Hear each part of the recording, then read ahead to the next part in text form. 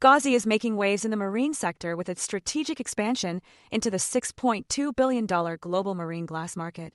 The company is scaling its smart glass applications, including PDLC and SPD technologies, to support sustainable and experience-driven vessel design. With a strong presence in the industry, Gauzy has secured 9 programs in the maritime sector, further validating demand and adoption in this high-growth market. Gauzy's CEO, Eyal Peso, is confident about the company's position in the market, citing its IP, partnerships, and operational scale as a strong competitive moat. The company's goal is to execute a long-term roadmap that positions smart glass as a standard for immersive, sustainable travel.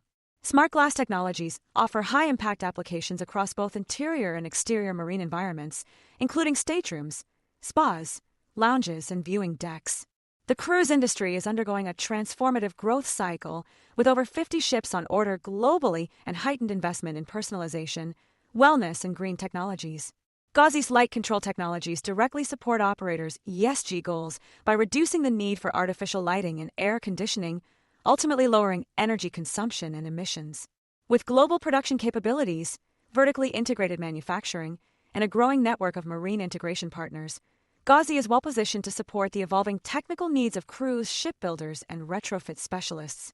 The company's smart glass technologies were recently featured at the Cruise Ship Interiors Expo in Miami, showcasing its rising visibility and influence within the marine design community.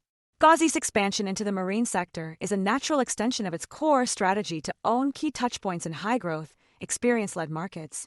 The global smart glass market is projected to reach $109 billion by 2028, and Gauzy is strategically leveraging its cross-industry expertise to solidify its leadership in marine smart surfaces.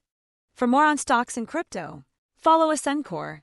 Thanks for watching, and have a nice day.